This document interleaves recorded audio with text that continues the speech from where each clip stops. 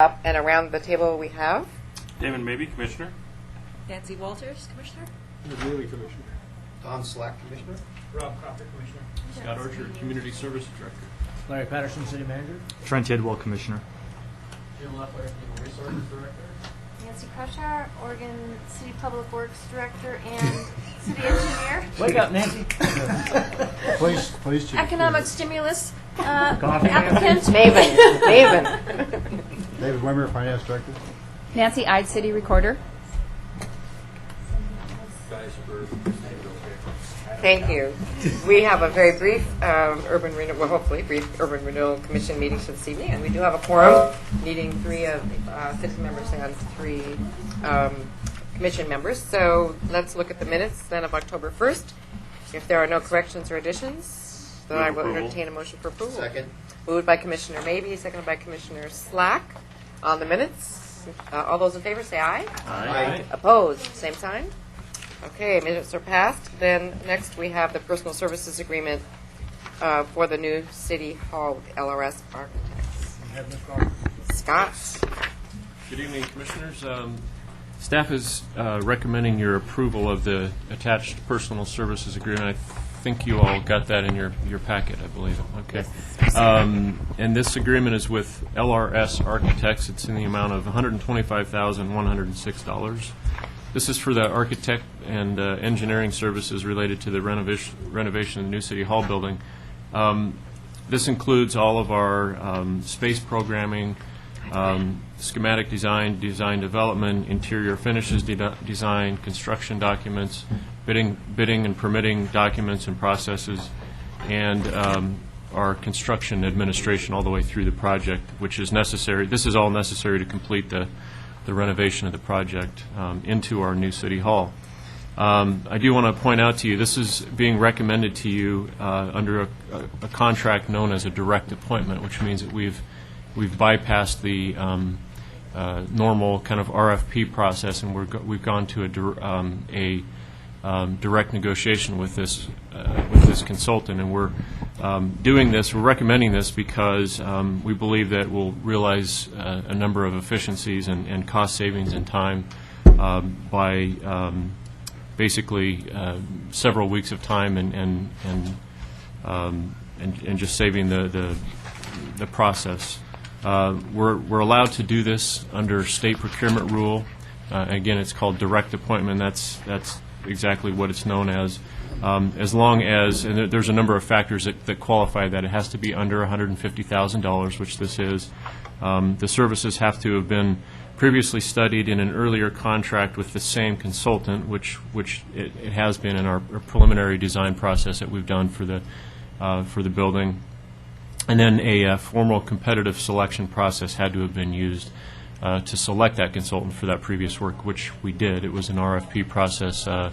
Our former intern assistant to Larry Bethready did that process when we did kind of an overview look at the space programming needs for this City Hall, and then we also conveyed that work into when we purchased the new building, looking at the space needs for the new City Hall. So we've met all those qualifications. We believe that this brings us a great deal of cost and time savings to go this route. So we are recommending that. And I've conversed with Bill Kabeisman, our city attorney's office, that this was an appropriate contracting method to use. And we've done this at least one other time that I've been involved with our contract that we did with a consultant, not the Urban Renewal Commission, but the City Commission consultant for the John Storm Park design, where that consultant had done basically the master planning process, and then when we were ready to go to the construction, the bidding and development of the final design, we did this type of appointment. So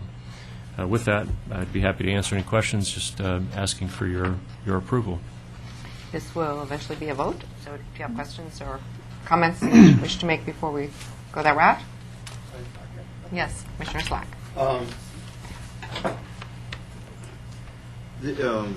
It talked about the lead certification in here. Optional services include cost estimating and lead support services. That's for, are we looking at the option, or is that the way we're going as far as lead certification? Or? You want me to answer that?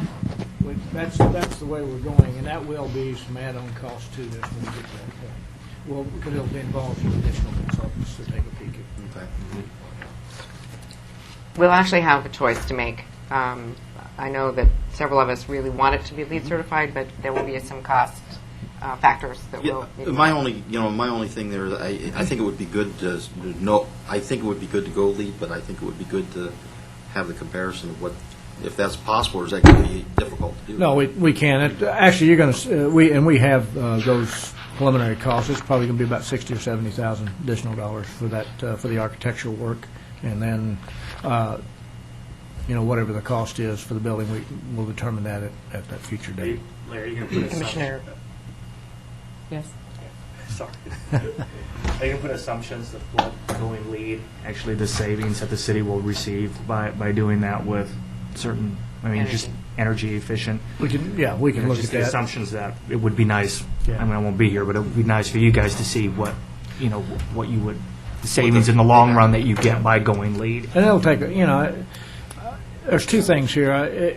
Given that that's an old building and you're talking primarily about its energy efficiency and the systems it has in place, there'll be some, those costs could be quite large, and it'll take a while to recover that. But I think also, too, besides just the cost side, we want to lead by example because that's where we want other folks to go. So. And also, if you want to look at an example, you can actually look at the county, and they have that material for their fiscal year they've actually saved by their building. And that's available for you to look at, too, if you want to compare something. I just have one other question or comment.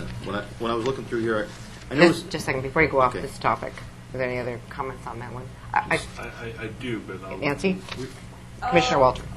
Thank you. No, I just was concerned about whether you have procurement authority or whether you need additional authority from this commission in order to include those lead-related services. If We'll it bring needs to it be back to you tightly when we get to that coordinated. point. Okay. We're going to. We also have working for us on this project. We actually have a separate project manager to actually help us oversee to make sure that we're on target with everything that we're doing, and again all the way through this procurement process. The project manager believes that we can take a look and kind of receive some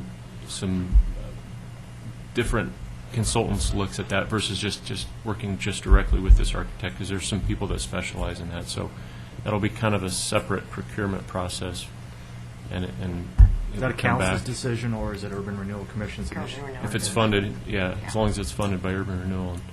On the just a comment on the LEED certification questions, a decision that will have to be made when we bring that information back is whether the city wants to do LEED certification qualifications, which means that you build it and design it to that level, but you don't actually do the paperwork and the extra costs to apply for the certification, or whether taking it all the way through the certification, which costs several thousands of dollars more. So you can build it to that standard, but not actually do the certification. That's a decision that will have to be made. Yeah. And that was going to be my comment, because I know that many of the buildings that I've toured say the paperwork is so extensive that to have it LEED quality, except you don't get the bragging rights. So there'll be some things to weigh. We may want to do that. We can always brag. We can brag, but you have to qualify your comments a little bit differently. Okay, anything more about LEED certification? Yes, Commissioner Shaw. That's what I was going to say, Larry, when you said it's going to be like another $60,000 for the architectural services just to do the LEED program. That's where I question it, that I think we've got to, I hope that all kind of comes back to us so we have an opportunity with Yeah. that. it will. Yeah, we haven't approved the funding yet. Commissioner, maybe. We're assigning this contract because it's under $150,000. Just a second, is this about LEED? Yes. Okay. The LEED additional costs would take it well over the $150,000. So the question I have is, how are we not backdooring a contract that exceeds the amount of money that the state allows us to do? Be different parties. So why do they have this optional services provided as charged line then if they're not going to be the ones doing it? there may be some other optional services going to come up before this project's done. We asked them to provide us that information just as part of the, give us that number, but that's where our project manager stepped in and said, let's take that piece out. We can move down this track. We're not delaying the project any by not awarding that piece of this now. And he believes that we can take that information out and do probably with some different providers, maybe do a better job with that price. So. But these folks may bid on that portion as well. So the lead stuff is going to be a separate RFP or more direct contracts? Right think now, we'll we're have to- looking at a different RFP. If something changes over. And I did Commissioner push right Neely. behind him on that. I think the concern that was applied to his second question was that you could build on a series of contracts that went under the $150,000 with the same individual, and that I think that would be a real concern.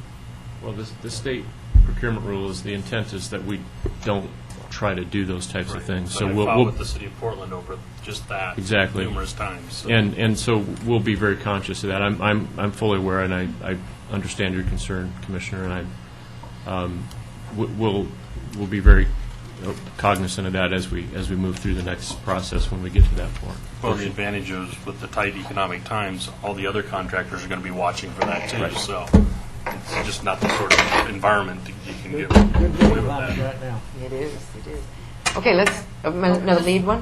Then I'll I'm return. just concerned about the coordination of work. How much of the lead aspects need to be considered as you're in the early phases? I know that when you're doing your space planning, it's probably not such a big consideration, but if you're going to be coordinating with yet another consultant and you have another process going on, is it really going to gain you the efficiencies that you're looking for? Or I guess I would like to see folks take a look at how you want to work whatever lead considerations you want sooner rather than later, just because it would be more difficult to bring it in later in the process, I believe. That's exactly what we're doing. Okay.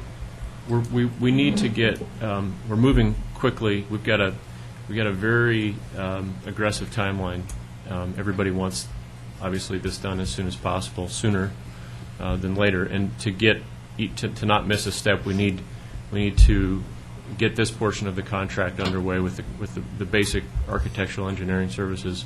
The lead part of this, we're going to get on that right on the heels of this in terms of how we're going to develop that process and work on that. So yeah. Okay, may I turn back to then, if that's all the lead questions, then Don, you may have your second. I don't know if it's a question or a comment. It just seemed under the standard conditions that $1 million seemed like low, at least in the industry that I'm in, for the insurance, and the $500,000 on the errors and emissions. I mean, I'm typically in our business we're $2 million, which seems maybe it's just a standard for where we're at, but that seemed low for the size of project that you've got here. And These are, Our attorney I would is- defer to our you attorney. want- These are our standards that we Would use you- for every contract. You'll need to come to the table so you can be heard, even though I know you have a booming voice. Sullivan, City Attorney. Yeah, thank you. The problem is the Oregon Torts Claim Act, which has a very low threshold for liability, so that's why it's lower in premiums. And it is 10 times the contract amount. Yeah. So that's some good coverage. okay. Okay, now other questions? Commissioner Neely. Yeah. I had suggested earlier on, the concern, of course, about the fact that when they did the remodel, there really wasn't any concern about the actual original design in terms of the colonial type of design for the structure. Yeah. I don't know to what degree this is built into the contract, but is that going to be looked at specifically? Will the Historic Review Board be asked to give some advice in terms of that? If that's what the commission wants us to do, we can look at that. The remodel that was done already, we don't propose to do much of anything to the exterior of the building. The "we" is you, because I Well- discussed this with the city manager before. That's why I'm saying that I guess it's the commission's discretion to take a look at that. I just, what was done to it was, I think, so inconsistent with the nature of the building, and I had suggested to the city manager that be built into looking at this thing. Is it more than just windows? I think it's what's got to be looked at, actually. I mean, that's the complaint I've heard, but that may not be the only complaint that's out there. I know we talked about the windows. I don't remember anything besides windows. Yeah. Okay, Commissioner West. You need to- I'd like to echo Doug's sentiments. That building wasn't designated as a property, so it slipped through all those cracks. And if we are remodeling now and have an opportunity to fix some of those wrongs, I would love to do it, whatever we can that's within the budget. And I thought I had heard that those windows were inoperable, so I don't know if that's a satisfactory way Not for to. lead. Huh? Not for lead. Yeah, so the windows, and maybe Brian, being an architect, has a little more expertise in this areas. But if you're looking at changes, I would love to see the sensitivity towards the historic preservation on that building. It's just right there at the top of the hill, at the gateway to our conservation. Do you want us to go through HRB for their? Well, I don't. I'm I think it suggesting should it come for here advice. first. I don't know. Yeah. Yeah, I don't think it I'm not- needs I'm just comment. needs to I'm just do talking that. about But Yeah, for Yeah, comment, not for for comment. action. So that if there's things we can do, paint scheme, different window, because we got to replace a window anyway. right, and you could You put know. the paint on paint or the whatever they are, the 8/over. But not binding. No, What's that? I don't think they have the authority, actually. Right. Okay, Okay, maybe, we can maybe, do that. okay, thank you, Commissioner Walters. Oh, I was just going to suggest that maybe they could help you develop some criteria, some of the design criteria, and obviously they would need to be evaluated against all of your other considerations, but I think it would be useful to have that input.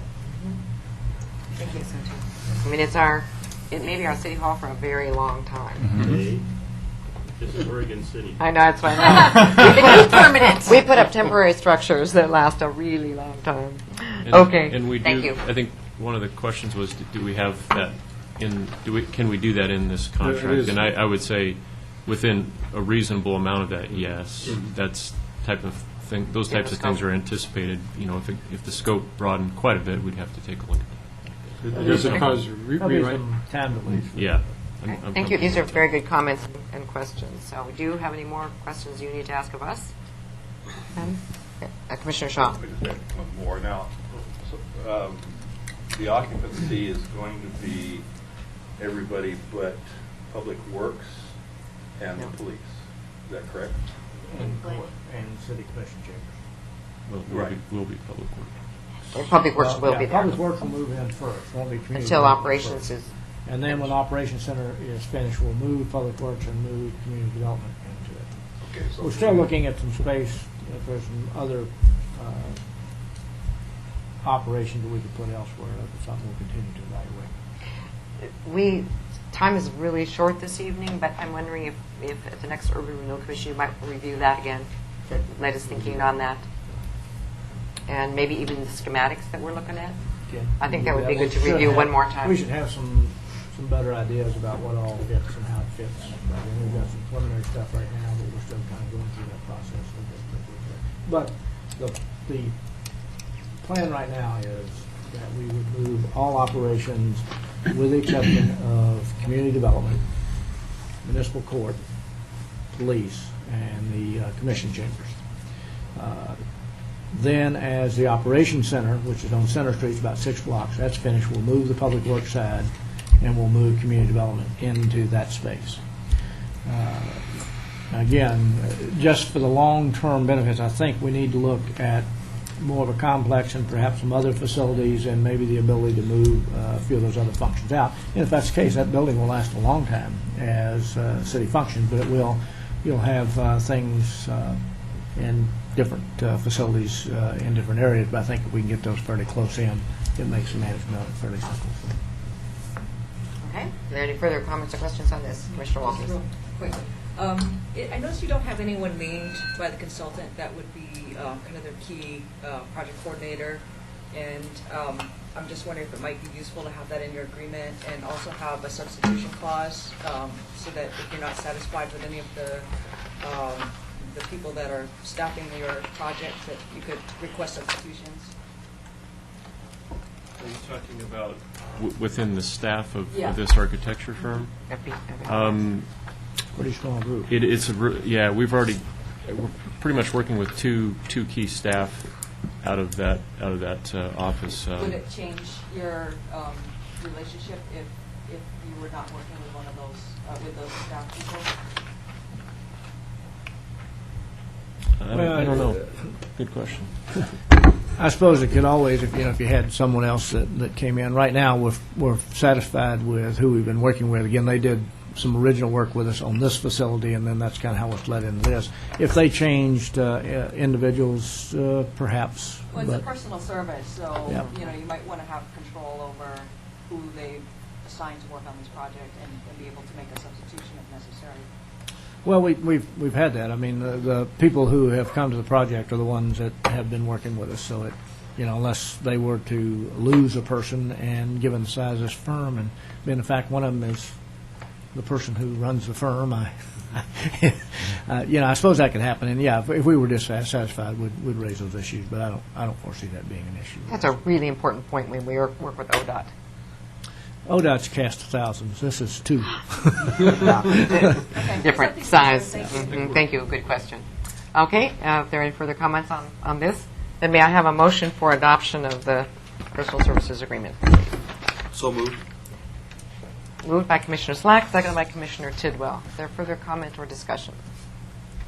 Seeing none, I guess we should have the vote. Are you set up to the vote? Commissioner Tidwell? Aye. Commissioner Maybe? Aye. Commissioner Neely? Aye. Chair Norris? Aye. Commissioner Crocker? Aye. Commissioner Slack? Aye. Commissioner Shaw? Aye. Commissioner Walters? Aye. And? Commissioner West. I'm sorry. She just came in. She just came in. Commissioner West? Thank you. Motion passes unanimously. Thank you very much. And for the good of the order, the only thing I have is that Commissioner Walters' application for renewal for position, she's the one that got the 1 year, which wasn't even a 1 year position. So she's up for renewal this evening, and that will be part of our action agenda on the consent agenda of the City Commission meeting. So there's no other announcements. Have a great holiday and Merry Christmas. We are adjourned.